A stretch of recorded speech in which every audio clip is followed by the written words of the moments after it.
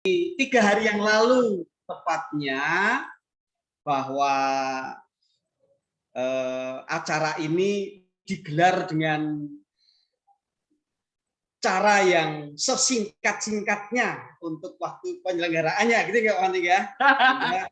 Akhirnya dari beban berat itu Pak Ponti punya saluran khusus ini dengan Pak Toto yang sebenarnya motivasinya saya yakin bukan karena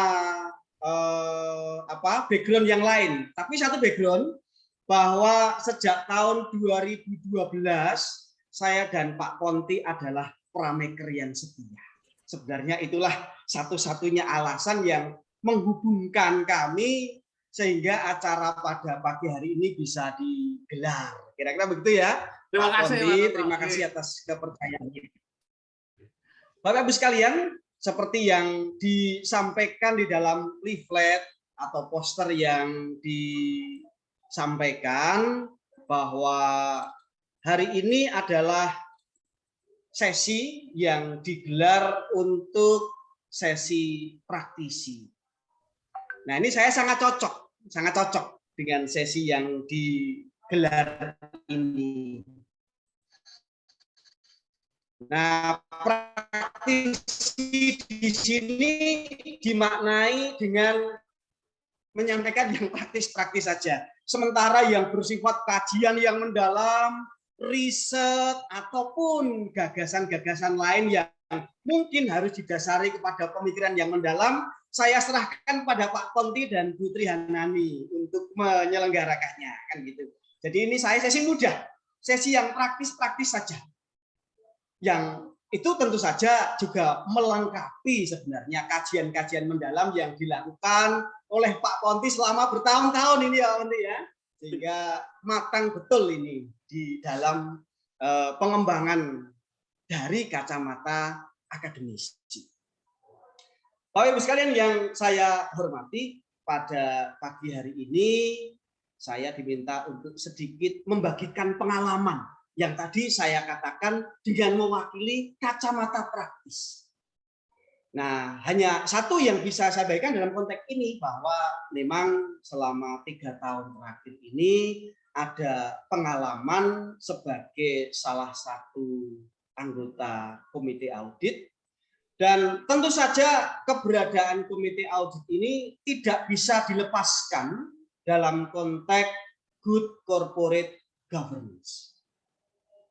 Jadi kerangka good corporate governance yang kalau di negara kita itu cukup santer dibahas dan coba terus-menerus kita implementasikan dalam 2 dekade terakhir. Setelah kita mengalami cukup banyak pengalaman-pengalaman yang ternyata memiliki efek luar biasa di dalam tatanan perekonomian secara makro maupun pengalaman-pengalaman di dalam berbagai entitas bisnis di berbagai level. Nah, Bapak Ibu sekalian, sekali lagi ini kacamata praktis gitu ya. Saya mungkin mengawali dengan pertanyaan yang sederhana. Kalau kita sebagai homo economicus dan kita semua memiliki sejumlah sumber daya yang kita kuasai, maka gambar ini memberikan inspirasi yang saya yakin mewakili panjenengan semuanya, mewakili juga Pak Ponti. Ketika kita memiliki sejumlah sumber daya ekonomi ya dalam hal ini, maka ekspektasi kita, ekspektasi panjenengan semuanya sama dengan ekspektasi Pak Toto bahwa ketika hari ini berada pada level ini gitu kan, ini sebelah saya pointernya bisa lebih. Pada level ini, ya kira-kira sekian gitu ya, maka pasti saya dan Anda memiliki ekspektasi bahwa kalau sekarang ini kira-kira dimaknai 100, maka di periode berikutnya, apakah periode itu dimaknai kuartalan, semesteran, atau tahunan, maka saya akan berharap di level ini, gitu kan? Dan kita ini sama-sama memiliki pemikiran yang sama. Kita meneropong bahwa nanti di periode berikutnya harapannya akan di sini, gitu kan? Dan ini berjalan terus-menerus. Kan? Sekali lagi ini kacamata kita sebagai homo economicus. Jadi homo economicus ini maknanya begini. Agak berbeda dengan ketika dulu kita duduk di SD dan SMP. Bapak Ibu guru kita ini mengajari bahwa kita harus sangat berterima kasih dengan para petani yang karena keberadaan mereka kita semuanya bisa makan. Mereka adalah pahlawan tanpa tanda jasa yang sesungguhnya gitu ya. Tetapi kalau kita memaknai konsep itu dalam konsep homo economicus tidak seperti itu. Bahwa para petani itu juga betul mereka memberdayakan sumber daya ekonomi yang mereka miliki untuk berproduksi, dan yang mereka lakukan pada saat itu bukan semata-mata saya ingin memberi makan Pak Toto, saya ingin memberi makan Pak Ponti, saya ingin memberi makan Buti, tidak.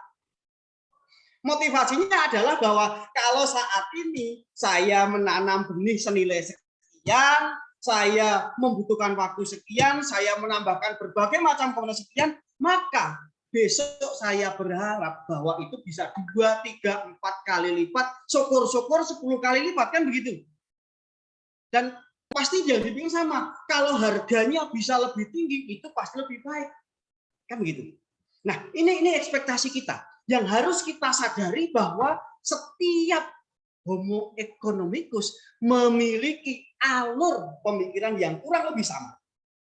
Nah, masalahnya Bapak Ibu sekalian, teman-teman sekalian, pada kenyataannya gitu ya, ketika kita berinteraksi dengan pihak lain, yang juga sekali lagi, pihak lain itu adalah homo economicus yang memiliki motivasi yang kurang lebih sama, gitu ya.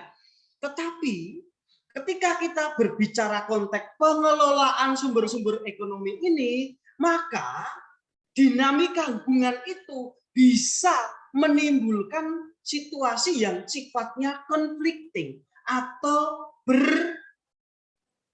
bertabrakan, gitu kan? Nah, membutuhkan apa? Membutuhkan proses penyelesaian. Jadi kalau misalkan gitu kan, saya memiliki sumber daya senilai 10 miliar. Saya serahkan hari ini kepada Pak Ponti. Pak Ponti, saya tidak memiliki kapasitas untuk mengelola secara optimal sumber daya ini. Hari ini saya serahkan pada Pak Ponti untuk dikelola. Saya sebagai pemilik dana pasti memiliki ekspektasi yang tadi saya tampilkan di slide yang pertama. Yang Anda semua saya yakin juga memiliki ekspektasi yang sama. Nah, dari kacamata Pak Ponti gitu ya, ketika saya sudah menyerahkan dan Pak Ponti menerima, Pak Ponti, wah, saya dipercaya. Dan saya mestinya melakukan serangkaian tindakan yang harusnya sepenuhnya untuk kepentingan Pak Toto. Untuk Pak Toto.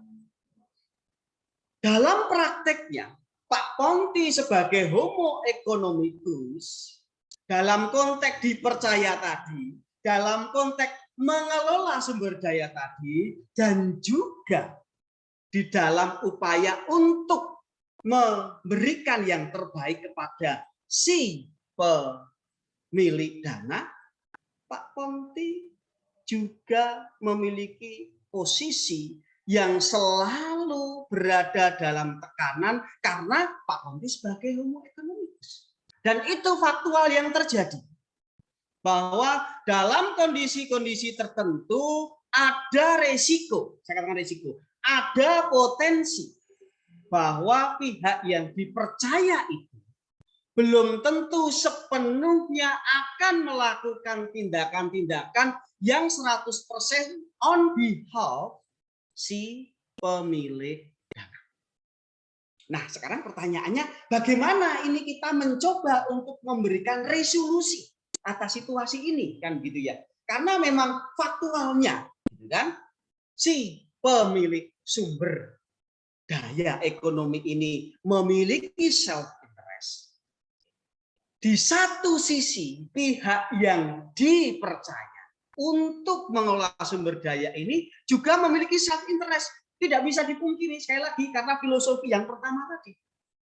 Sehingga perform yang diberikan ini di sini ada serangkaian dinamika yang terjadi karena pengaruh dari self interest. Nah, apa yang bisa dilakukan dalam konteks ini, gitu ya? Nah, kita di negara kita ini kita mencoba untuk mengelola dinamika hubungan itu dengan mengimplementasikan yang kita sebut sebagai proses tata kelola. Yang tadi bahasa kerennya adalah corporate governance. Yang pada prinsipnya itu berupa tatanan dan berupa dinamika interaksi antar pihak yang berada di dalam tatanan itu, berada di dalam struktur itu, sehingga kalau misalkan diwakili, kira-kira rangka yang kita gunakan di Indonesia ini bisa digambarkan seperti yang tersaji di layar panjenengan semua. Ini rangka besarnya, bahwa dalam upaya untuk mengurangi konflik dan memberikan resolusi atas masalah yang terjadi itu, di mana di sini pihak yang mempercayakan sumber daya ini di dalam konteks pertanggungjawaban, maka di sini ada Dewan Komisaris yang melakukan supervisi, melakukan pengawasan terhadap pihak yang memiliki kewenangan secara legal formal untuk mengeksekusi sumber-sumber daya ekonomi itu, yang harapannya apa? Sepenuhnya atau on behalf para pemegang saham. Nah, supaya on behalf-nya itu efektif, sepenuhnya menjadi concern dari Dewan Direksi, maka inilah makna atau signifikansi dari keberadaan Dewan Komisaris. Nah, Bapak Ibu sekalian dan teman-teman sekalian, dalam konteks pengelolaan yang bisa jadi melibatkan dana triliunan rupiah dengan serangkaian dinamika yang terjadi di dalam pengelolaan itu, dibutuhkan pihak yang sungguh-sungguh mampu. Yang kedua, mampu secara efektif menjalankan atau mengimplementasikan kemampuannya.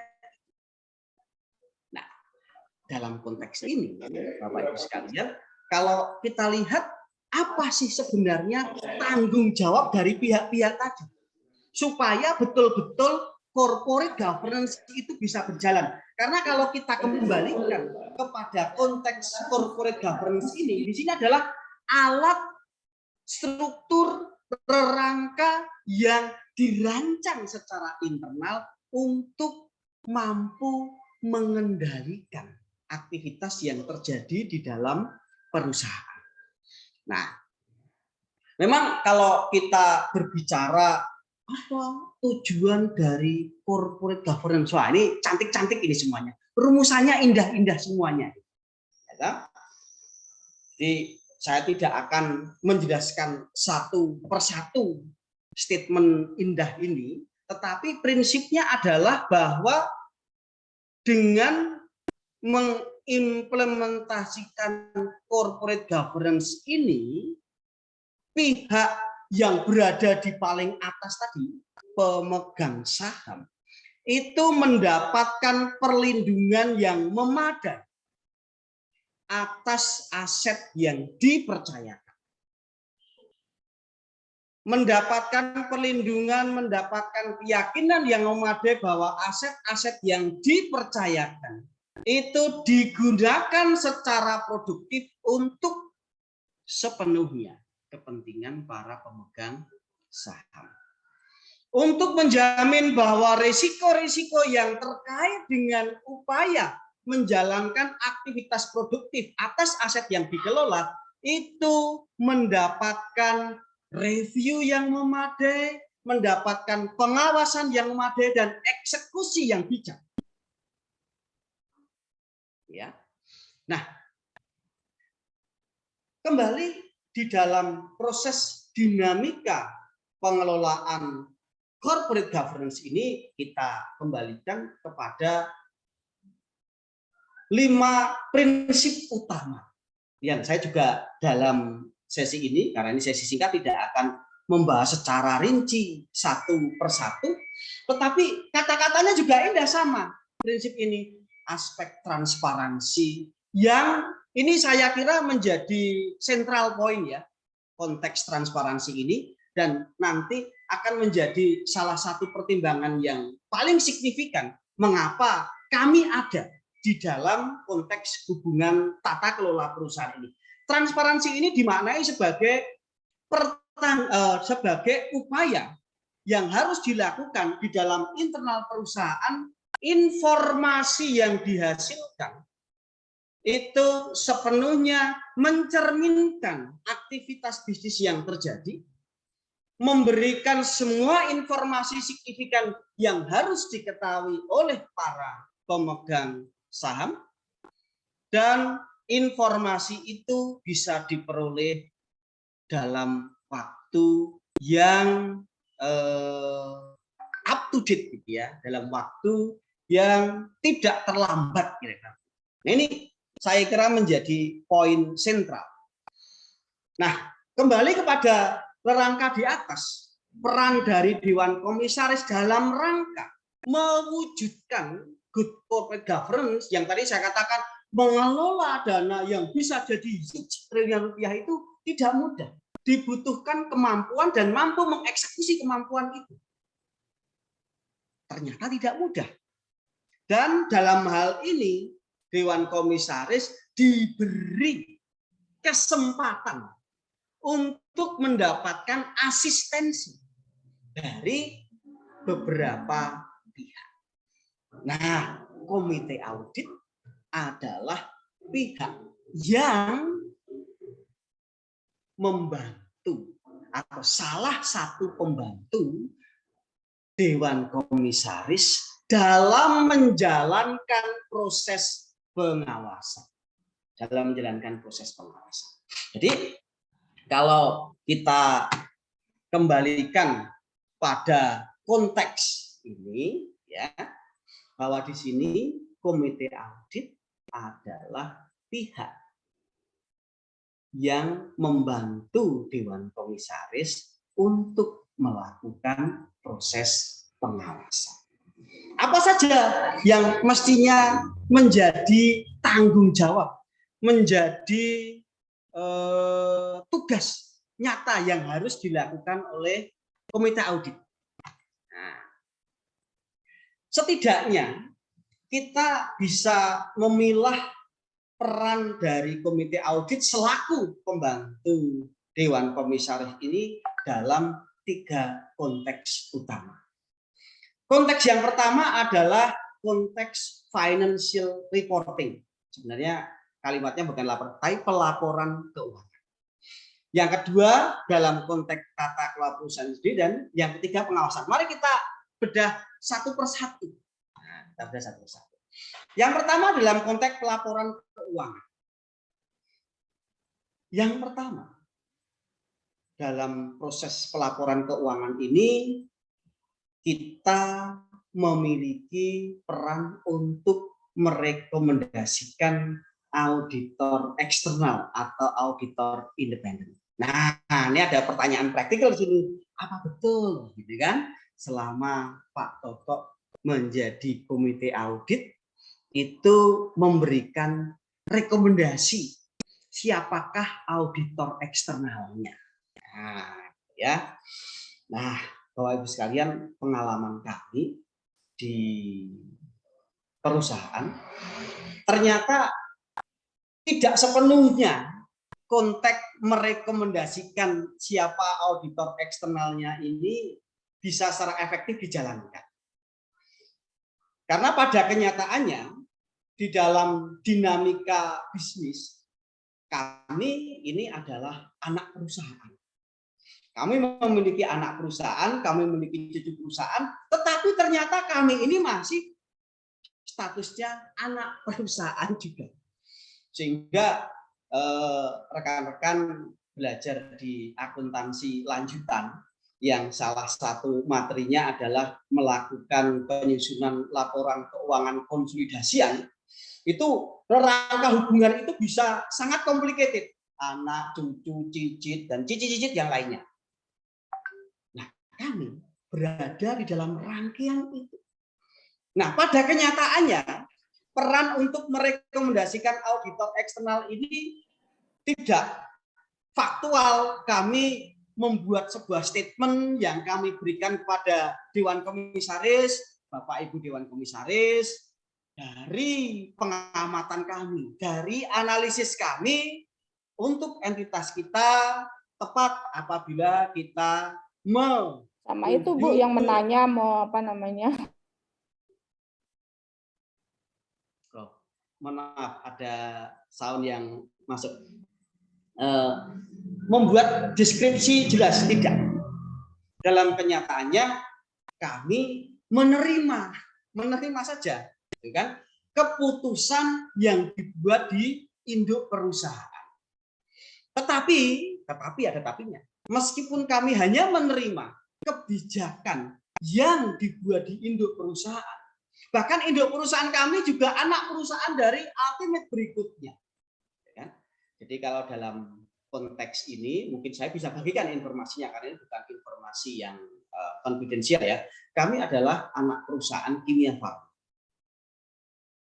Nah, Kimia Farma sendiri dalam konteks holding farmasi itu berada di bawah holding besar yaitu Bio Farma. Sehingga saya boleh mengatakan dalam konteks memberikan rekomendasi auditor eksternal ini, penunjukan auditor yang akan melakukan audit laporan keuangan itu ditetapkan oleh pihak ultimate owner-nya. Dalam hal ini adalah Bio Farma. Nah, pertanyaan berikutnya, lalu apa peran komite audit dalam konteks ini? Karena ini kan tanggung jawab laporan keuangan terkait rekomendasi auditor eksternal. Nah, kami memiliki kewajiban yang sudah ditetapkan oleh otoritas jasa keuangan untuk membuat analisis penunjukan auditor eksternal meskipun KAP tersebut sudah ditetapkan. Tetapi kewajiban kami secara legal formal tetap membuat sebuah analisis atas penunjukan KAP tersebut. Tetapi di bagian akhir kami tetap membuat statement bahwa penunjukan KAP itu ditetapkan oleh induk perusahaan. Nah, alignment di dalam proses pelaporan keuangan dan audit laporan keuangan menyesuaikan kebijakan atau keputusan yang telah diambil di induk perusahaan. Jadi meskipun keputusan itu sudah ditetapkan, kami tetap memiliki kewajiban untuk membuat statement yang berupa analisis penunjukan yang diserahkan kepada OJK. Untuk menunjukkan apa? Menunjukkan bahwa meskipun itu tetap ditetapkan dari ultimate owner-nya, dari owner utamanya, dalam hal ini karena kami adalah perusahaan BUMN, ultimate owner-nya adalah perusahaan yang sepenuhnya dimiliki oleh pemerintah. Dalam konteks holding farmasi, ultimate owner-nya adalah Bio Farma. Nah, kemudian yang kedua, ternyata dalam konteks pelaporan keuangan ini, kami tidak hanya semata-mata merekomendasikan, tetapi mengawal semua aktivitas yang dilakukan oleh auditor eksternal. Ya, nanti akan saya tunjukkan beberapa slide gitu ya terkait dengan apa yang kita lakukan. Tetapi saya boleh membagi dalam konteks hubungan dengan auditor eksternal ini 3 aktivitas utama yang kami lakukan. Yang pertama adalah kick-off meeting. Kick-off meeting ini adalah rapat yang digelar untuk menandai secara formal audit itu dilakukan, di mana kami pihak internal perusahaan, komite audit, dan kantor akuntan publik itu memberikan komitmennya, memberikan schedule-nya untuk melakukan audit laporan keuangan. Yang saya kira poin utamanya adalah dari kami selaku komite audit, apabila di dalam proses pelaksanaan audit ini ada hal-hal yang mengganggu jalannya proses audit, kami perlu dilibatkan untuk menghasilkan resolusi atas masalah yang ditemui. Kemudian yang kedua adalah progress meeting. Nah, progress meeting ini, ini materi yang banyak. Artinya temuan-temuan audit itu dibahas dan coba kita carikan solusinya. Apakah itu berkaitan dengan ketersediaan data, masalah penilaian pada objek atau masalah tertentu, ataupun masalah-masalah yang lainnya. Dan dalam 2 tahun terakhir ini, tahun 2020 dan 2021, kami dihadapkan pada proses audit yang mau tidak mau, suka tidak suka, harus lebih banyak mengandalkan pada teknologi. Dan ini melahirkan tantangan tersendiri bagaimana menghasilkan resolusi terbaik, sementara kita tidak bisa berinteraksi secara langsung, baik dengan pihak manajemen maupun dengan pihak KAP. Ini ada keunikan tersendiri yang mungkin nanti bisa menjadi topik bahasan tersendiri. Bagaimana menghasilkan resolusi terkait tata hubungan antara pihak manajemen. Kami mewakili selaku komite audit untuk menjamin bahwa proses audit bisa berjalan sesuai dengan ketentuan, bahwa KAP tetap harus independen, audit dijalankan tepat waktu, dan menghasilkan opini yang mencerminkan substansi dari informasi yang dihasilkan. Kemudian poin yang ketiga terkait dengan aktivitas kami adalah exit meeting. Di mana di dalam exit meeting ini kami mengevaluasi draft final atas proses audit yang dijalankan. Dan apabila masih ada hal-hal yang sekiranya signifikan diselesaikan, maka item-item itu diselesaikan dalam exit meeting. Nah, kemudian poin berikutnya terkait dengan proses pelaporan keuangan ini, apa kewajiban kami? Yaitu melakukan review atas laporan keuangan. Dan pengalaman kami di perusahaan, kalau di dalam ketentuan FCGI itu setidaknya, atau ketentuan OJK juga, setidaknya komite audit menggelar rapat itu 1 kuartal 1 kali. Dalam prakteknya, frekuensi pertemuan yang dilakukan itu bulanan. Jauh melampaui ketentuan yang ditetapkan oleh OJK bahwa 1 kuartal 1 pertemuan. Yang artinya apa? Kami diminta, dalam tanda petik, kami diwajibkan sebenarnya gitu ya, untuk melakukan review laporan keuangan bulanan. Nanti akan saya tunjukkan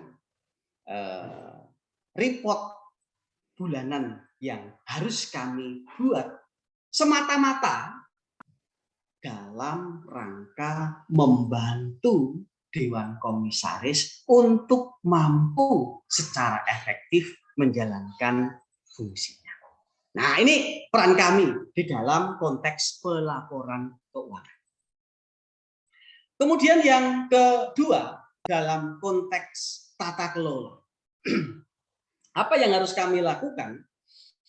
Tentu tugas utama adalah melakukan review bahwa kebijakan-kebijakan perusahaan sampai tataran standar dan operating procedures itu sesuai dengan peraturan perundang-undangan maupun ketentuan-ketentuan yang mengikat.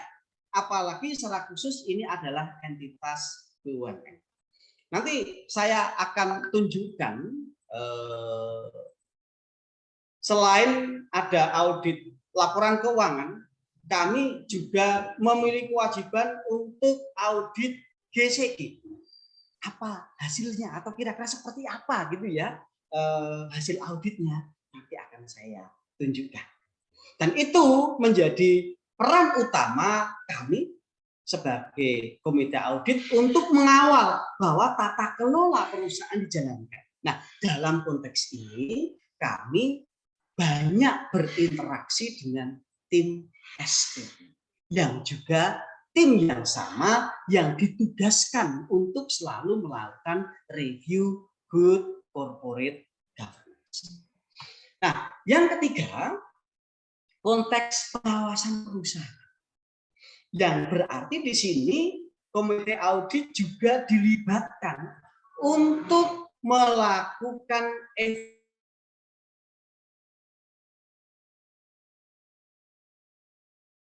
evaluasi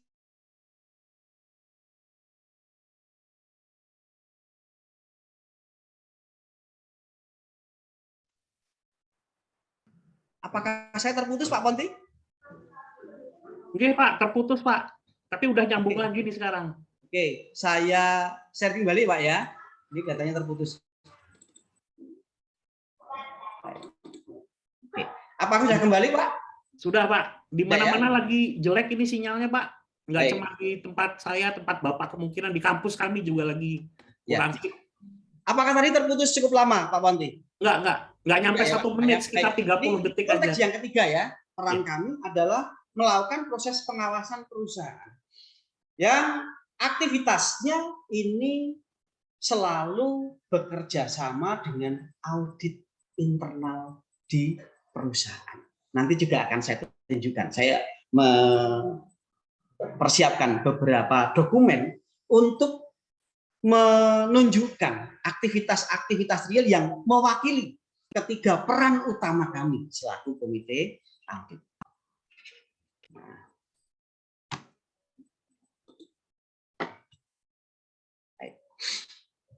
Nah, yang pertama ini berdasarkan pengalaman kami berkaitan dengan eksistensi atau aspek legal formal.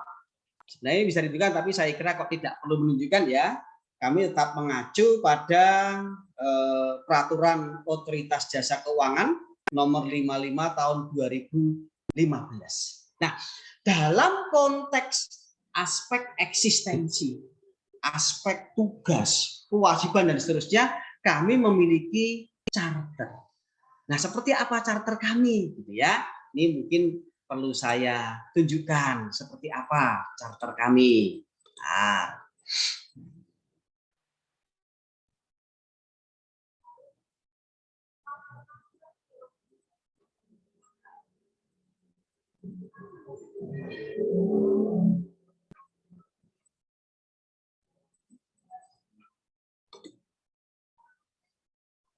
ini agak sedikit terganggu. Oke, Pak. Nggak apa-apa. Nanti kok ini agak lama ini proses.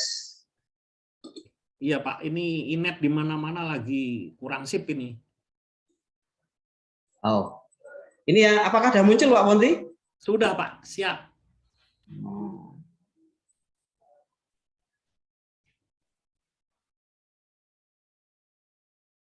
Charter kami. Bisa saya tunjukkan ya. Nah, ini adalah charter yang kami miliki yang menunjukkan eksistensi dari komite audit. Jadi kembali pada statement di awal Pak Ponti tadi bahwa komite audit khususnya untuk perusahaan TBK yang listed di Bursa Efek Indonesia itu harus memenuhi sepenuhnya POJK nomor 55 tahun 2015 terkait dengan eksistensi dari komite audit. Nah, bukti legal formal dari entitas terkait dengan keberadaan komite audit itu adalah piagam komite audit. Dan ketika dilakukan audit GCG, piagam ini adalah dokumen utama yang harus ada. Nah, dokumen utama yang harus ada. Kemudian contoh berikutnya adalah kami selaku komite audit itu harus ada SK-nya. Sudah muncul ya Pak ya, Pak Ponti? Sudah muncul. Nah, ini juga dari kacamata GCG dokumen yang harus ada. Ini terbit tahun ini karena dilakukan pembaharuan. Nah, ini contoh dia. Ya, meskipun saya ada kritik ini terhadap SK terakhir ini. Kalau mengacu pada POJK nomor 55, komite audit itu ditunjuk untuk 1 periode, dapat diperpanjang untuk 1 periode berikutnya. Berarti sebenarnya komite audit itu hanya boleh untuk person yang sama itu 2 tahun berturut-turut.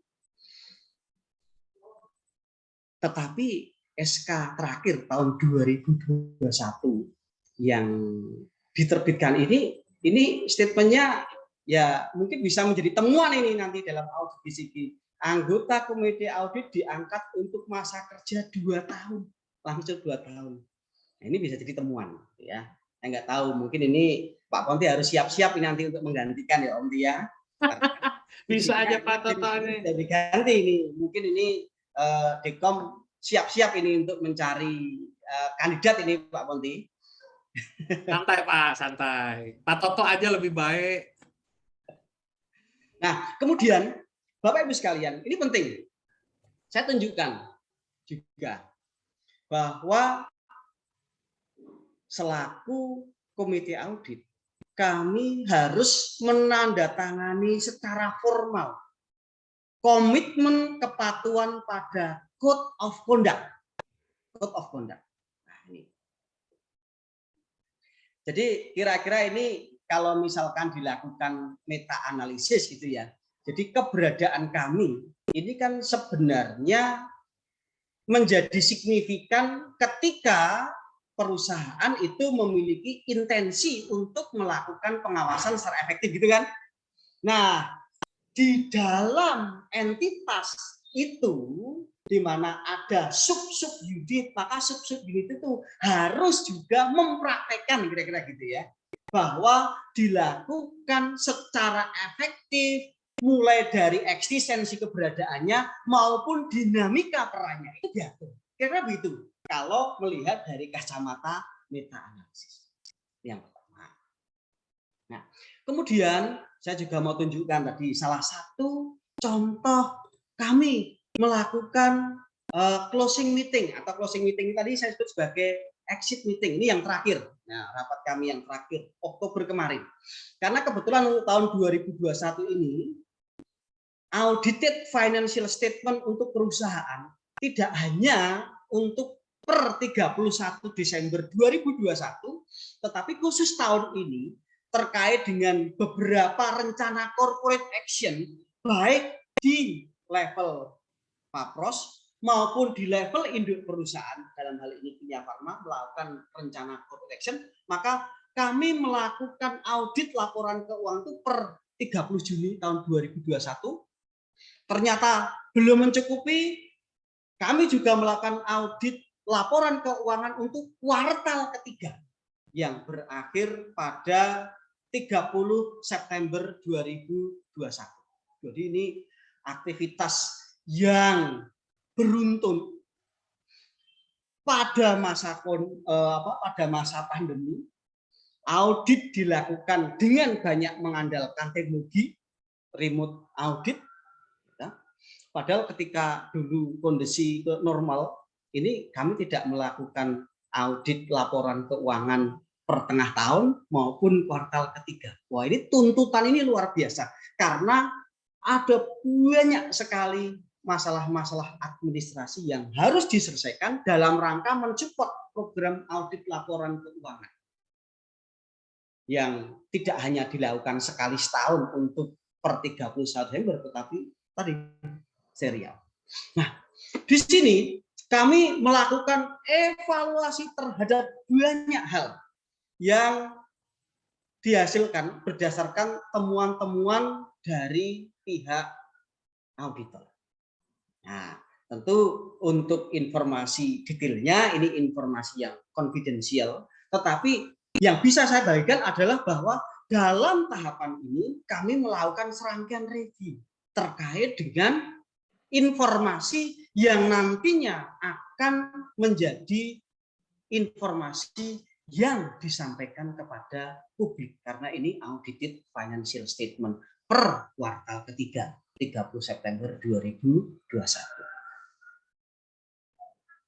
Dan ini artinya ini sudah bulan Desember, Bapak Ibu, kami sudah siap-siap ini untuk financial audit per tanggal 31 Desember. Yang kemudian prosesnya juga akan sama. Kami akan melakukan proses yang sama.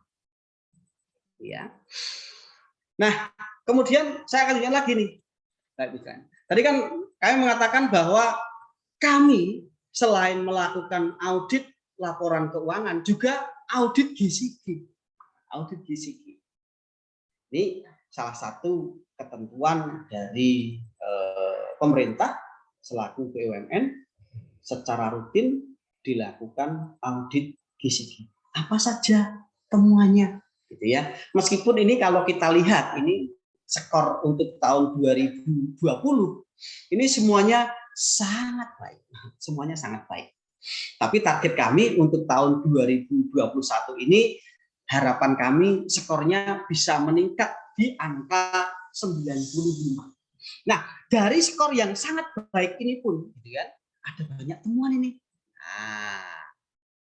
Nah, karena di sini ternyata masih ada 40 rekomendasi yang harus kami eksekusi tahun ini supaya skor itu bisa meningkat menjadi 95, gitu kan. Nah, contoh rekomendasinya apa?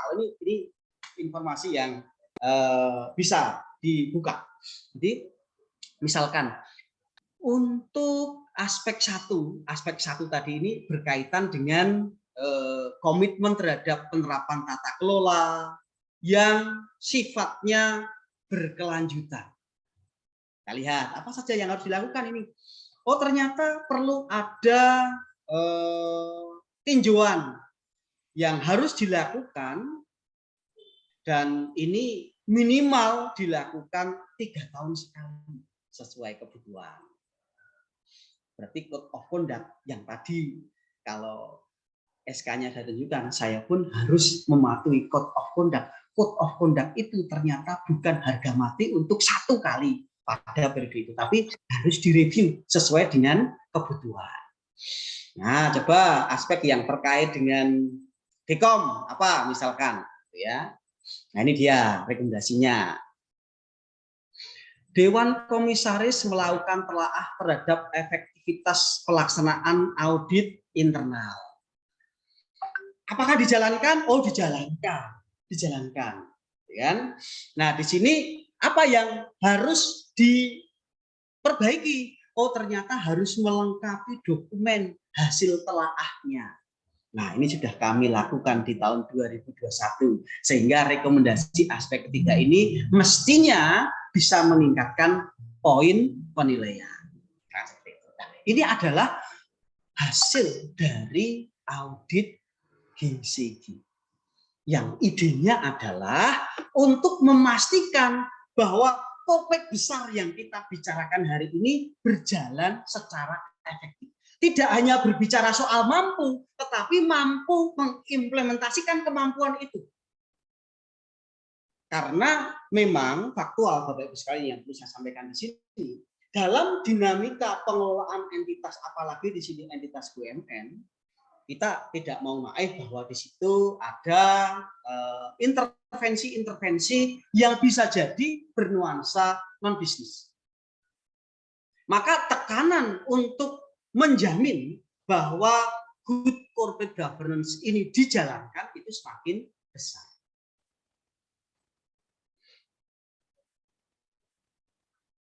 Kalau kita kembali pada konteks GCG yang dijalankan, bagi contoh misalkan begini, Dewan Komisaris harus ada wakil dari pihak yang tidak terafiliasi dengan pemegang saham. Yang dalam konteks GCG itu disebut sebagai komisaris independen. Di mana komisaris independen itu yang bagi kami adalah ketua dari komite audit. Pertanyaannya, nah ini pertanyaan yang agak sensitif ini. Apakah betul bahwa komisaris independen itu sepenuhnya independen dari pihak-pihak yang terkait dengan bisnis perusahaan? Ini menjadi pertanyaan sendiri yang saya juga tidak bisa menjawabnya, tetapi ini tentu akan selalu menjadi pertanyaan yang aktual untuk ditanyakan. Nah, pertanyaan yang selalu disampaikan ini tentu akan meningkatkan kualitas pengelolaan, apalagi kalau kita berbicara dalam konteks BUMN. Ya. Nah, ini tadi yang sudah saya sampaikan berkaitan dengan apa yang kami lakukan tadi ya, mulai dari monthly meeting, koordinasi dengan external auditor, kami melakukan review terhadap kinerja auditor eksternal, termasuk juga di dalamnya koordinasi dengan internal auditor. Nah, di sini ada beberapa hal yang sebenarnya waktu kita berbicara di forum internal audit gitu ya, ini juga sudah saya sampaikan. Jadi terkait dengan proses pengawasan perusahaan, ini kami melakukan asistensi, melakukan diskusi, dan juga evaluasi terhadap program kerja pemeriksaan tahunan. Baik ini yang rutin maupun hal-hal yang bersifat khusus, termasuk bulan lalu kami melakukan review atas temuan-temuan internal audit yang ada beberapa hal yang ternyata cukup material harus kami tindak lanjuti di bulan-bulan ini karena ternyata dampaknya sangat signifikan untuk tahun 2021 khususnya untuk beban pemasaran. Di mana untuk beban pemasaran ini kami mengalami peningkatan yang hampir 40% dibandingkan dengan tahun lalu. Nah, 40% ini kalau dinominalkan cukup besar gitu ya. Karena untuk pos beban pemasaran ini untuk tahun 2020 itu mencapai angka 230-an M, yang berarti kalau meningkat 40% ini angkanya hampir mencapai 50 M. Angka yang cukup besar yang harus kami tindak lanjuti, dan itu hanya bisa diselesaikan apabila kita memahami persis apa masalah lapangannya. Dan itu yang kita lakukan. Nah, ini untuk tahun 2021 dan ini beberapa contoh kami melakukan proses koordinasi baik dengan auditor eksternal maupun auditor internal secara online. Demikian dulu Pak Ponti yang bisa saya sampaikan. Mungkin masih ada waktu yang tersisa bisa kita gunakan untuk berdialog tanya jawab. Monggo Pak Ponti, matur nuwun. Pak Toto luar biasa. Pak Toto ini memang energinya luar biasa ya kalau kasih pencerahan gitu, sehingga menular ke kita semua. Dan sewaktu kita kuliah bersama dulu, penampilan Pak Toto ini selalu kita nanti-nanti. Bahkan sampai sekarang saya masih menanti penampilan beliau begitu. Dan mahasiswanya juga pokoknya kalau kelas Pak Toto harus diambil gitu. Nah, top Pak Toto, terima kasih. Jadi teman-teman, hari ini Pak Toto membuka wawasan kita ya, bahwa auditor itu tidak hanya auditor laporan keuangan atau auditor internal gitu. Juga ada auditor eksternal, bahkan kalau di perusahaan TBK itu juga sekarang ada, khususnya Persero ya, perusahaan milik pemerintah itu juga ternyata ada audit good corporate governance. Ini sesuatu hal yang baru, dan tadi sebagaimana disampaikan Pak Toto, audit good corporate governance tuh peraturannya baru ada di 2015 Pak Toto kalau nggak salah tadi. Jadi audit ini ternyata luas begitu, luas sekali. Jadi tidak hanya audit yang kita tahu, ya, audit laporan keuangan, audit sistem informasi, tapi ada yang namanya juga audit tentang good corporate governance. Nah, good corporate governance ini apa sebenarnya? Tadi sebagaimana sudah dijelaskan Pak Toto, jadi ini good corporate governance itu menjamin bahwa investor itu mendapat pelindungan yang memadai. Nah, investornya siapa? Nah, dalam hal ini PT Papros investornya adalah ultimate ownership, yaitu Bio Farma. Jadi dari Bio Farma punya anak perusahaan Kimia Farma punya anak lagi Papros gitu. Nah, semuanya TBK, dan kepentingan ini harus dijamin karena ini sedikit ada sedikit menyinggung sektor publik. Kenapa sektor publik? Karena ini adalah perusahaan milik BUMN atau milik pemerintah. Jadi justru pemerintah menjadi leading dalam good corporate governance. Ya, jadi sudah sedemikian banyak ilmunya audit ini, dan makin kesini kita makin menyadari bahwa selama ini kan mahasiswa lagi ditakut-takutin Pak Toto bahwa akuntansi itu akan tergantikan dengan robot atau mesin gitu. Tapi makin kesini juga kita makin menyadari bahwa akuntansi itu tidak hanya hitung-hitungan, tapi ternyata kebijakan. Nah, rasa-rasanya kok kebijakan yang model-model kayak gini dan ada berbagai macam kepentingan yang tadi Pak Toto sudah sampaikan, kok makin jauh bisa digantikan sama mesin gitu. Mungkin kalau pekerjaan repetitif berulang, oke, ya. Jadi pertanyaannya harusnya diganti. Akuntan seperti apa yang tergantikan dengan robot, dan akuntan seperti apa yang tidak bisa tergantikan dengan robot. Ini makin ke sini makin jelas begitu.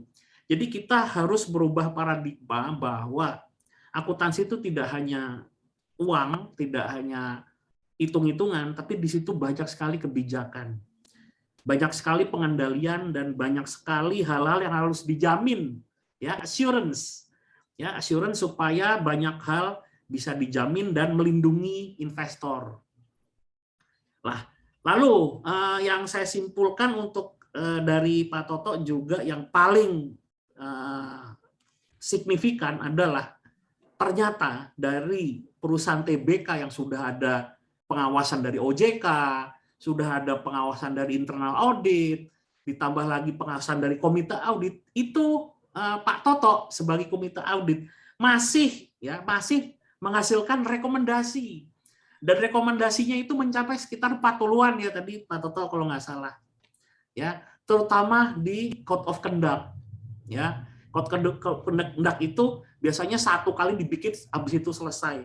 Nah, memang rekomendasinya adalah itu harus ditinjau dari waktu ke waktu, paling tidak 3 tahun sekali, karena tantangannya itu semakin beda. Dan time frame-nya semakin singkat. Jadi apa-apa itu suatu hal dibikin itu tidak bisa berumur panjang gitu. Jadi harus tetap awas begitu ya, tetap awas karena tuntutan zamannya berbeda, apalagi sekarang pandemi. Pak Toto juga ngalami proses audit di masa pandemi, dan Pak Toto juga pernah cerita audit di pandemi, masa pandemi itu tidak semudah kalau offline begitu, karena memang beda metodenya. Jadi begitu Pak Toto, terima kasih. Ini beberapa saya simpulkan, dan tibalah saatnya sesi tanya jawab, silakan.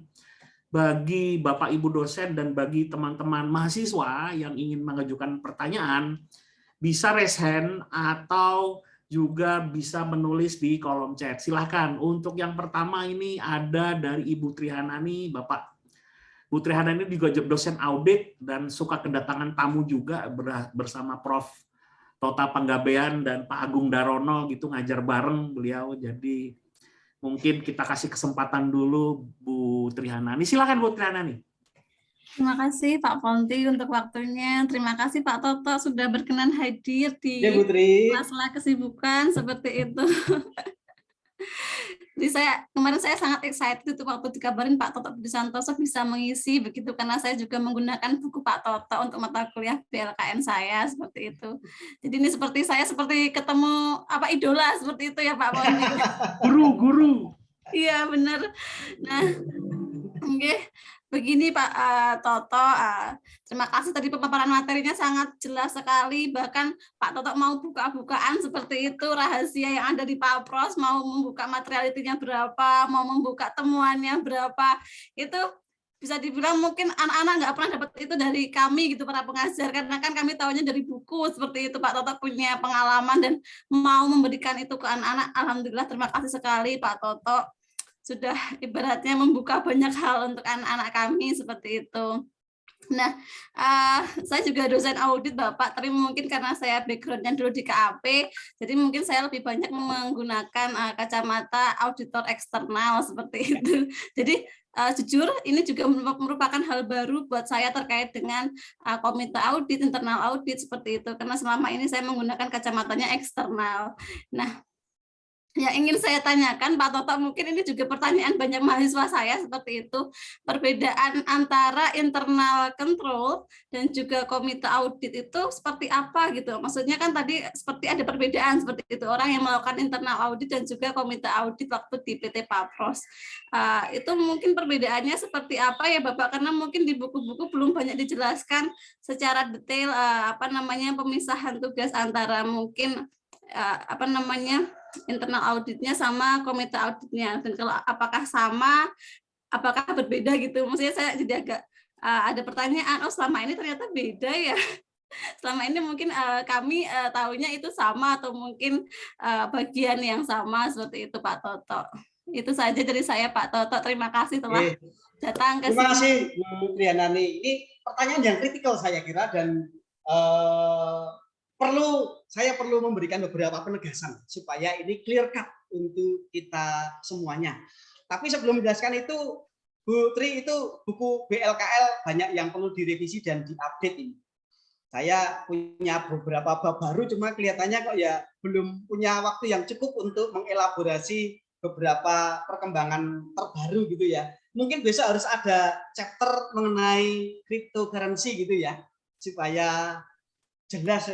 Kita banyak ngomong kripto tapi mohon maaf ini nggak ngerti gitu kan. Nah, itu perlu dibahas secara khusus ini. Putri besok bisa ikut mengelaborasi sehingga besok nama penulisnya jadi tambah Putri ini besok ini. Siap Bapak, terima kasih untuk kesempatan dan undangannya. Bapak Ibu sekalian, ada pertanyaan kritikal terkait dengan aspek internal control. Nah, ini yang pertama. Ketika kita berbicara konteks good corporate governance, mari kita mencoba menempatkan GCG itu dalam konteks entitas bisnis. Internal control dibutuhkan untuk semua entitas bisnis di level manapun, di level apapun. Baik kita berbicara ini konteks TBK maupun non-TBK. Kalau kita berbicara internal control, maka semua entitas itu membutuhkan. Karena kalau kita kembali kepada konteks internal control, itu adalah serangkaian proses yang dijalankan oleh sebuah entitas untuk menjamin bahwa tujuan perusahaan itu tercapai. Itu internal control.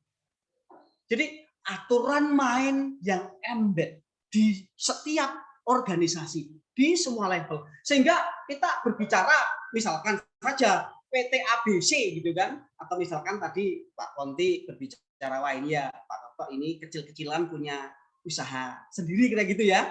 Kami memiliki CV berkah Utama Pangan namanya Pak Ponti, saya buka saja, kami punya CV Badan Usaha.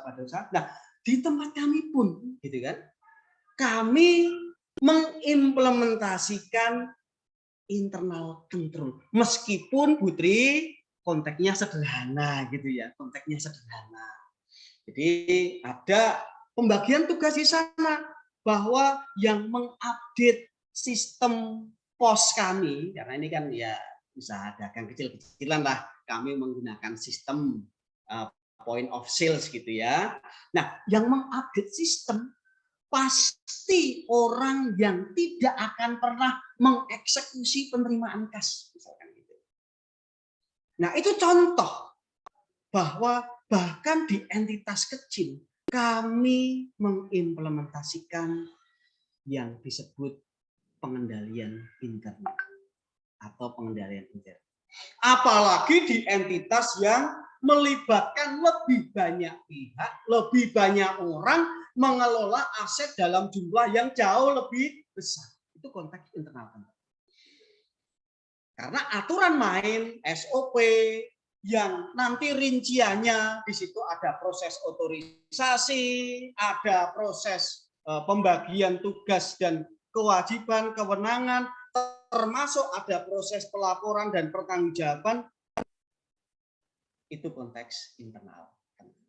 Nah, kalau kita berbicara konteks peran komite audit, kita meletakkannya dalam konteks good corporate governance yang sebenarnya juga mestinya bisa diterapkan untuk semua level usaha. Hanya karena ini menyangkut cost and benefit ya, Putri ya.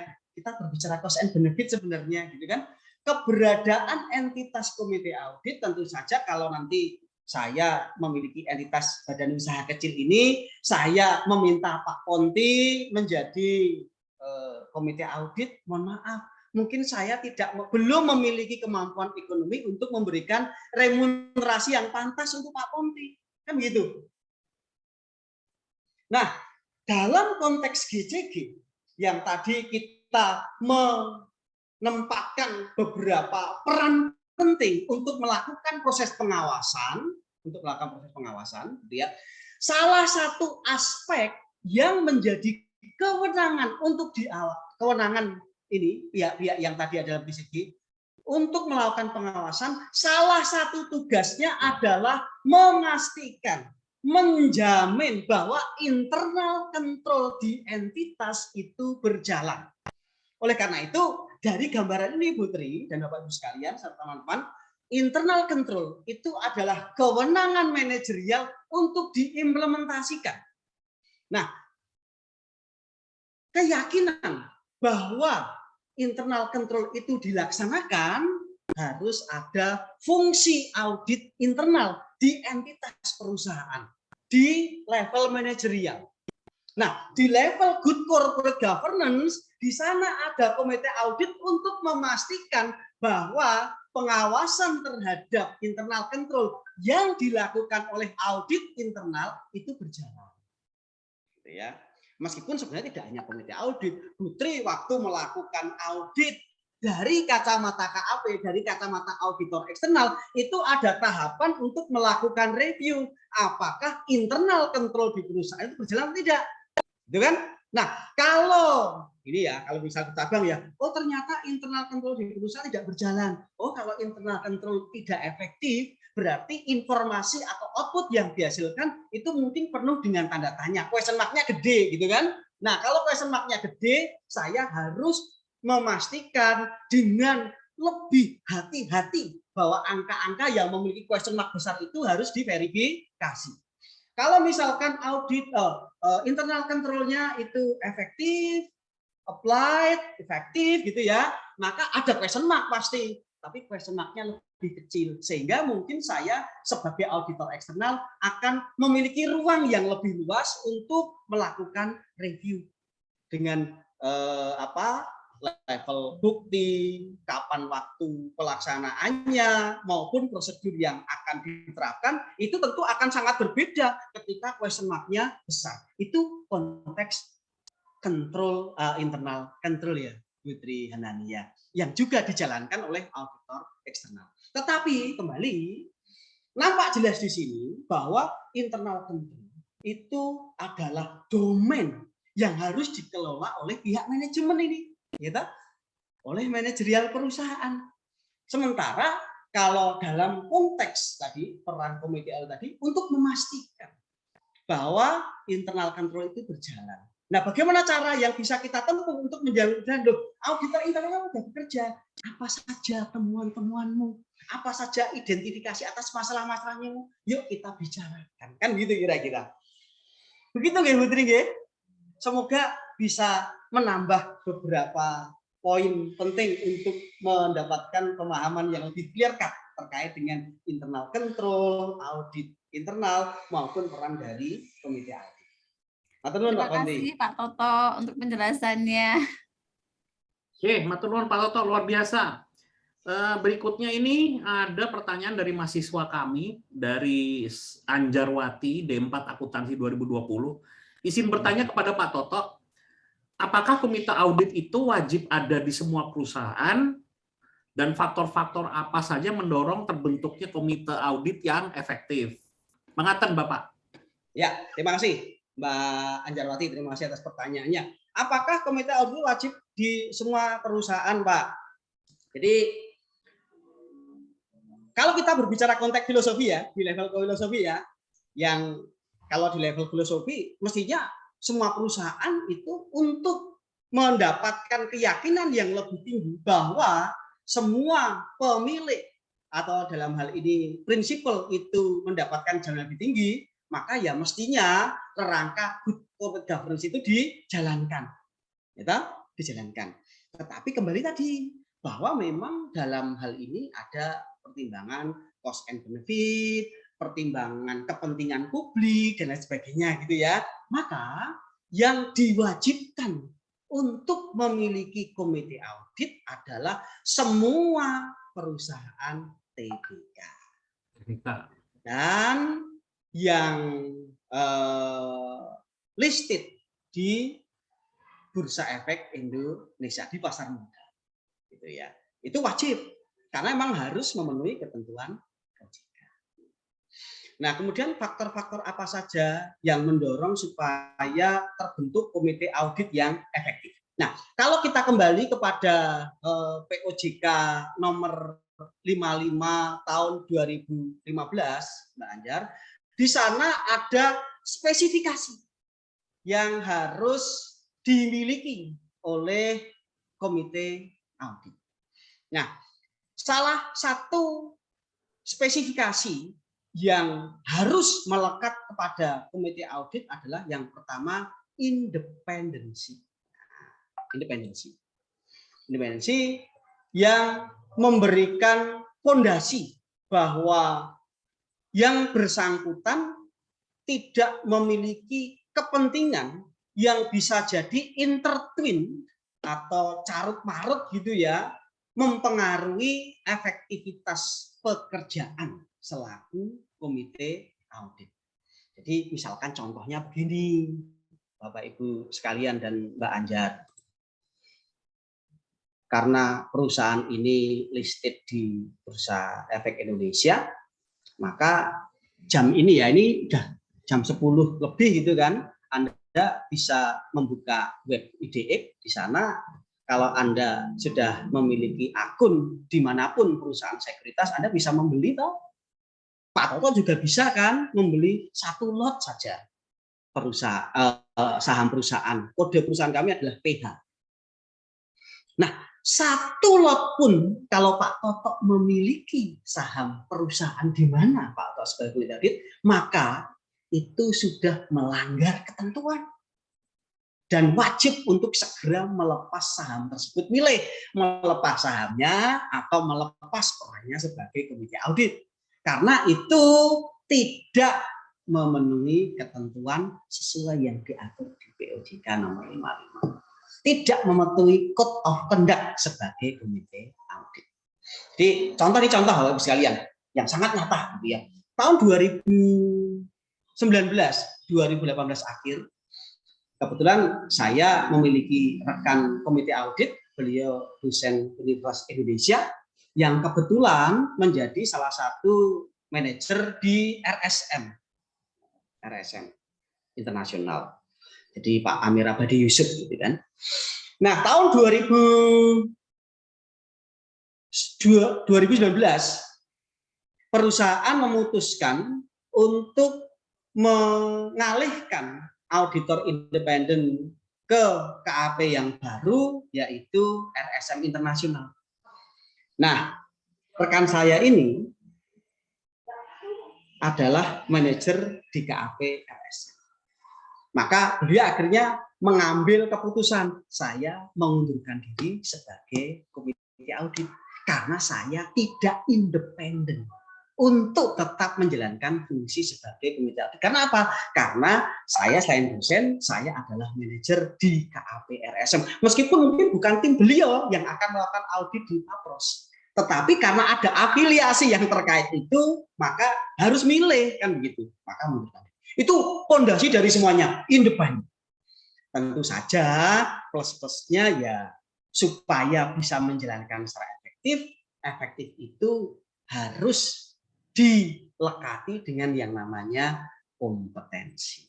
Ya, tentu saja kompetensi yang diharapkan adalah kompetensi di bidang satu keuangan dan auditing. Nah, pesan Pak Toto begini, saya banyak membaca riset yang terkait dengan keberadaan komite audit ini, dan kalau dikaitkan dengan diskusi kita dan fakta hukum yang ada, itu ada variabel yang aneh. Jadi terkait dengan evaluasi GCG itu ada variabel independensi komite audit. Nah, ini bertanya, apa ya ada komite audit yang tidak independen? Kan begitu. Nah, kalau level komisaris ada itu komisaris yang terafiliasi dengan kepemilikan saham dan komisaris independen. Tetapi kalau variabelnya kok komite audit, independensi komite audit itu salah. Karena dipastikan bahwa komite audit harus independen. Itu pertanyaannya sama. Apakah ada auditor eksternal yang tidak independen? Enggak ada. Harus independen secara legal formal maupun faktual. Gitu ya, Mbak Anjarwati. Terima kasih. Terima kasih Pak Toto, luar biasa penjelasan tentang independensi yang merupakan basis dari semuanya, fondasi. Oke, terima kasih. Lalu begini, ada lagi juga pertanyaan dari mahasiswa kami, Nisa Farina. Pertanyaannya begini Bapak, jadi apakah ada perbedaan tentang implementasi good corporate governance dalam perusahaan publik, BUMN atau swasta? Jadi mungkin karena yang go public itu macam-macam, ada BUMN, ada yang swasta, itu apakah ada perbedaan? Lalu yang kedua, bagaimana cara kerjanya good corporate governance dapat meningkatkan kinerja keuangan di perusahaan? Terima kasih. Oke, langsung ya Pak Poti. Oke, monggo Pak. Jadi secara konseptual penerapan GCG di perusahaan publik, baik itu BUMN maupun swasta, itu tidak berbeda secara konseptual, gitu kan? Memang masing-masing perusahaan memiliki dinamikanya tersendiri untuk melakukan penerapan good corporate governance. Jadi kalau misalkan kita berbicara konteks besaran perusahaan ini aja, gitu kan? Karena besaran itu nanti menentukan banyak hal, tetapi tidak mempengaruhi eksistensi maupun proses implementasi yang namanya good corporate governance. Jadi kita berbicara di level perusahaan kami gitu ya komite auditnya 3 gitu kan. Tetapi kalau berbicara di induk kami Kimia Farma gitu kan, sama harus memiliki komite audit, tetapi mungkin jumlahnya saja sudah berbeda. Mengapa? Ya karena size beda, kompleksitas masalahnya beda, gitu kan? Bisa jadi proses bisnisnya berbeda sehingga membutuhkan pencermatan yang lain. Tetapi konsepnya sama, penerapannya sama, gitu ya.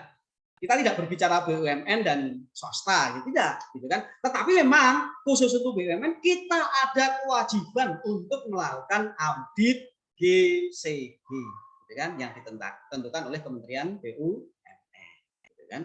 Apakah swasta ada? Ya tidak diatur gitu kan. Tetapi mungkin karena kepentingan internalnya mereka mau melakukan audit GCG, good, kita acungi jempol gitu kan. Jadi seseorang atau sebuah entitas yang melakukan aktivitas beyond expectation itu berarti motivated, yang berarti baik gitu kan. Tidak ada kewajiban tetapi melakukan ya baik gitu. Ya, yang itu menunjukkan intensinya kan.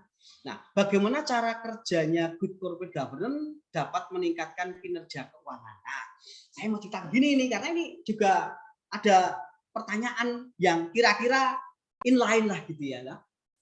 Sama seperti misalkan, apakah audit internal yang dilakukan itu dapat meningkatkan kinerja perusahaan?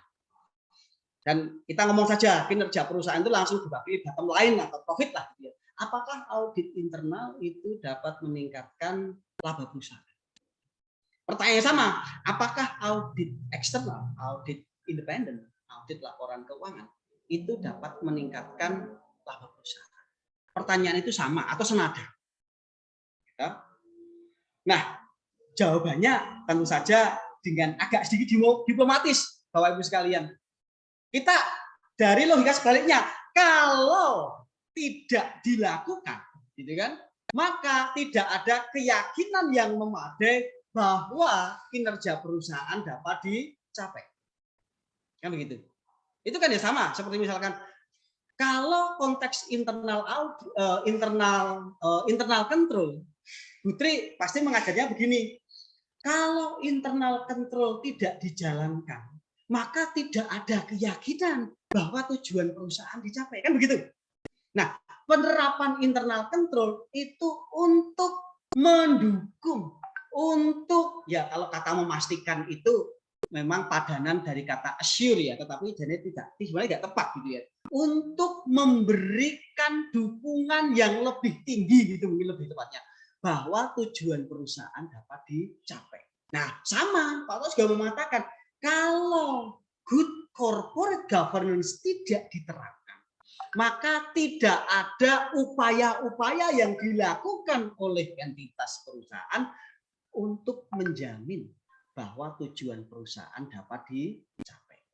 Jadi menjawabnya begitu, gitu kan? Karena apa? Karena kita tidak dapat merelasikan bahwa kalau sudah menerapkan good corporate governance, bottom line-nya meningkat, nggak bisa. Gitu ya. Tetapi kalau itu tidak diterapkan, maka tujuanmu at the risk, at a higher risk, gitu kira-kira. Gitu ya Bu Trianani ya, kalau di kelas ketika berbicara tentang internal control gitu ya. Kalau perusahaan Iya, Bapak. You are at a higher risk that your objective could not be achieved, could not be attained. Gitu kira-kira, gitu kan? Sehingga memang di sini mungkin kalau kita melakukan riset gitu ya, ini perusahaan sudah melakukan sudah ada itu implementasi good governance, tetapi kok ya labanya gitu-gitu aja nggak mengalami peningkatan. Mungkin basis rangka teorinya yang harus kita revisi, gitu ya. Tetapi saya tambahkan, Bapak-Ibu sekalian, kita punya pengalaman panjang dan kita meyakini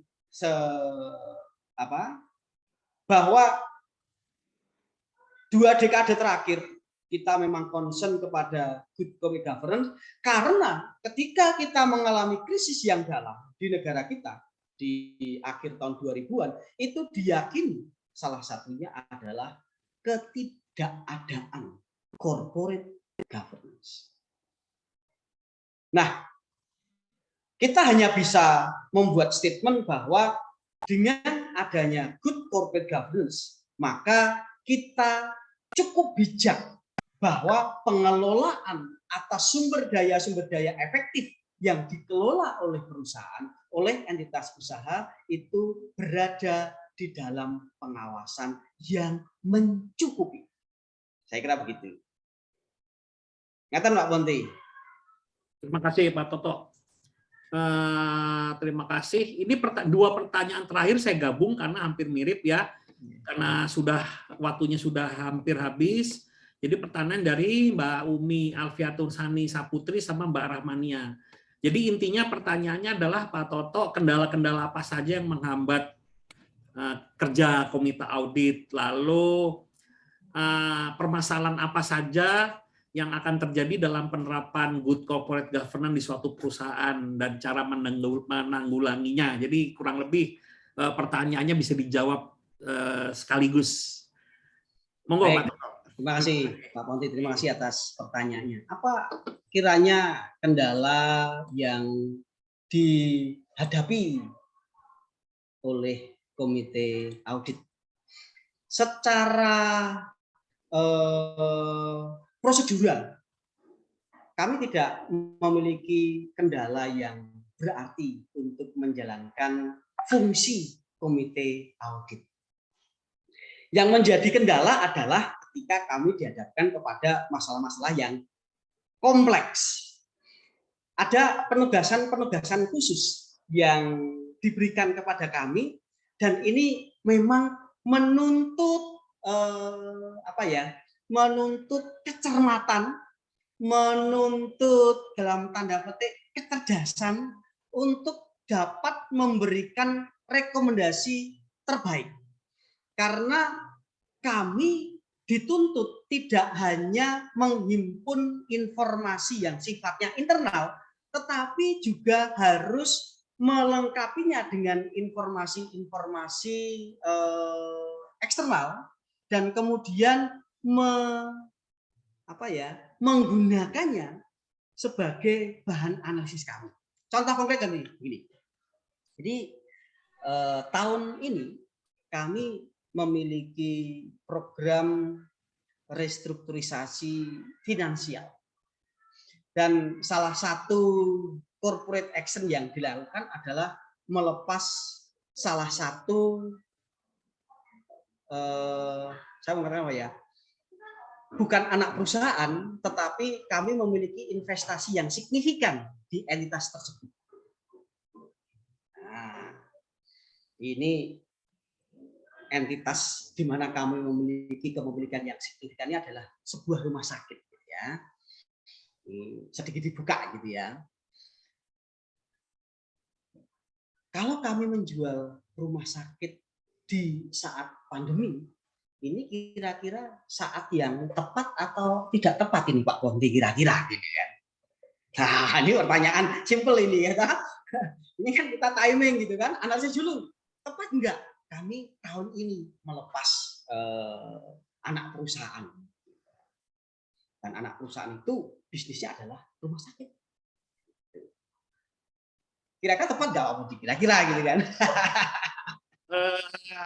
Aduh Pak, yang saya tahu di masa pandemi itu saham-saham rumah sakit kok diborong ya Pak Toto. Nah, itu yang saya tahu.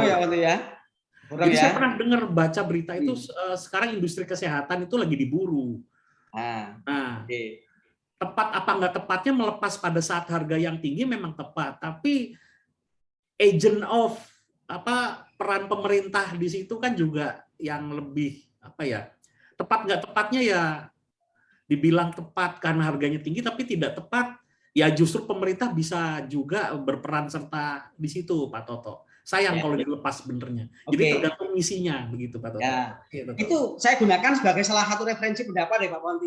Saya tidak akan menjawab Bapak Ibu apa hasil dari analisis kami tentu saja karena ini kan analisis yang sifatnya konfidensial. Yes. Tapi saya hanya memberikan contoh Bapak Ibu sekalian. Secara prosedural kami tidak memiliki kendala apapun karena memang kembali kami memiliki code of conduct, kami memiliki charter, kami memiliki payung hukum yang lebih tinggi, aturan POJK yang kemudian memberikan akses untuk mengeksekusi tugas kami. Tetapi dalam prakteknya ketika kami masuk kepada substansi permasalahan, di situ dibutuhkan betul kecermatan dan kecerdasan. Dan sekali lagi, analisis itu nanti akan digunakan oleh Dewan Komisaris di dalam melakukan pengawasan dan memberikan arahan kepada Board of Directors. Lalu ini menjadi titik signifikannya peran komite audit di dalam konteks good corporate governance. Karena nantinya apapun keputusan oleh Board of Director gitu kan, nanti kan BOD akan memutuskan jual atau hold gitu kan. Nah, apapun keputusan BOD gitu kan? Kalau itu melalui serangkaian proses yang di situ menunjukkan, mengindikasikan GCG itu dijalankan, maka itu keputusan terbaik. Gitu. Jadi kita melihatnya prosesnya itu. Dan dalam menjalankan proses itu, secara prosedural kami tidak memiliki kendala. Sekali lagi kendalanya pada substansi permasalahan yang menjadi objek dari masalah yang harus diselesaikan.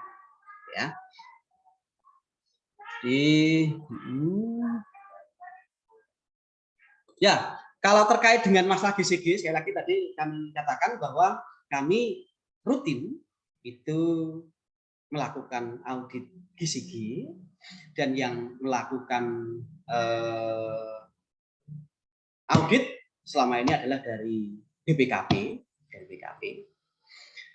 Lalu apa yang kita lakukan ketika kami mendapatkan feedback dari audit yang dilakukan oleh BPKP?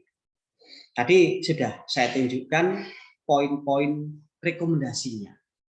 Dan kami tadi memiliki target gitu ya. Skor kami 91 di tahun 2020 itu kami targetkan. Meskipun sudah kriterianya sangat baik gitu ya, kami targetkan menjadi 95.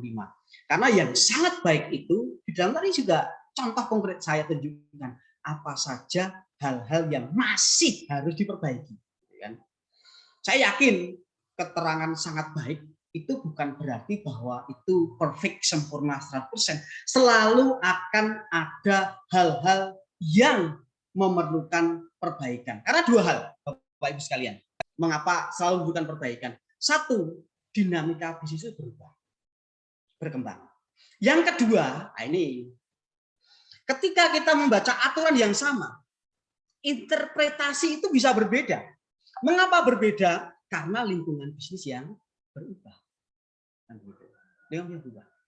Oleh karena itu, menurut pendapat saya, dan ini saya kira juga konteks filosofis ya, bahwa ketika kita berangkat dengan ketentuan, bahkan ketentuan yang sama, tetapi lingkungan yang berbeda, tuntutan yang berbeda, itu akan selalu membuka peluang untuk dilakukannya perbaikan. Dan akan selalu ada dari pihak yang melakukan review itu memberikan rekomendasi perbaikan. Jadi begitu Mbak Rahmania, respon dari saya terkait dengan konteks kemungkinan permasalahan dan bagaimana tata cara penanggulangannya. Matur nuwun Pak Konti. Oke, terima kasih. Sampai juga kita di penghujung acara Pak Toto. Jadi memang tadi dua filosofi yang paling mendasar, yaitu yang pertama adalah independensi, dan yang kedua yang barusan Pak Toto sampaikan adalah continuous improvement. Tidak ada sesuatu yang tetap adalah perubahan itu sendiri, dan itu semua harus menuju ke arah improvement. Begitu Pak Toto kira-kira. Oke, matur suwun. Sebelum saya akhiri acara, mohon closing statement dari Pak Toto, sepatah dua patah kata.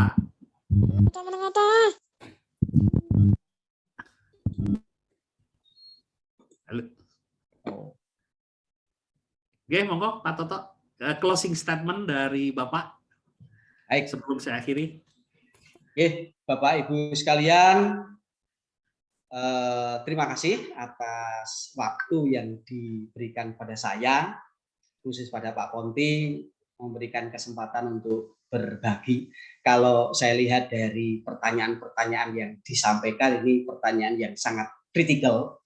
Nah, ini rupa-rupanya membuka peluang ini untuk menggelar diskusi berikutnya ini, secara khusus mengamati dinamika yang ada di dalam penerapan good corporate governance, tidak hanya dari kacamata peran komite audit, tetapi mungkin konteks dinamika GCG dalam spektrum yang lebih luas. Jadi ini dinamika yang terjadi itu selalu memang melahirkan rekomendasi. Ini rekomendasinya rupanya perlu digelar lagi ini sesi-sesi yang bisa memberikan kesempatan untuk mendapatkan spektrum yang lebih luas Pak Ponti untuk membahas dinamika penerapan atau implementasi good corporate governance. Terima kasih. Yang kedua, saya mohon maaf apabila di dalam sesi ini saya memiliki tutur kata yang kurang berkenan. Saya mohon maaf yang sebesar-besarnya. Semoga nanti kita masih memiliki kesempatan untuk bertemu di lain sesi, Pak Ponti, Bu Tri, dan Bapak Ibu sekalian. Saya kira ini menjadi kesempatan yang besar bagi saya untuk mendapatkan banyak feedback, dan semoga beberapa lontaran ide tadi bisa menjadi penambah wawasan bagi kita semuanya. Matur nuwun Pak Ponti. Terima kasih Pak Toto atas energinya dan berbagi, semangat berbaginya yang luar biasa. Baiklah, tiba di penghujung acara dan sayang sekali harus kita akhiri. Dan ini membuka peluang kerjasama yang lebih jauh dalam bidang baik bidang akademik maupun praktis. Begitu Pak Toto kira-kira. Terima kasih saya ucapkan buat Bapak Ibu yang sudah berpartisipasi dan rekan-rekan mahasiswa. Mudah-mudahan tercerahkan, dan saya yakin saya sebagai dosen aja tercerahkan, apalagi Anda sebagai mahasiswa. Terima kasih Pak Toto. Saya tutup acaranya. Wassalamualaikum warahmatullahi wabarakatuh. Terima kasih. Waalaikumsalam Pak Ponti. Matur nuwun Pak Ponti. Sehat-sehat selalu. Terima kasih Pak Toto. Terima kasih. Terima kasih sama-sama Bapak. Mohon izin deh Pak Ponti. Terima kasih Pak Toto. Monggo dilanjutkan acaranya, matur nuwun. Terima kasih Pak Ponti. Sama-sama Bu Trihanani, Mbak Atika. Terima kasih Pak Ponti, Bu Trihanani, dan semua rekan-rekan mahasiswa. Oke, ada Bu Putri lagi. Ada Bu Eko Putri juga, terus ada Bu Mimin. Ya Bu Mimin, Bu Mimin terima kasih. Bu Ani juga ada ternyata, makasih Bu Ani dan teman-teman mahasiswa. Saya tutup ya. Terima kasih.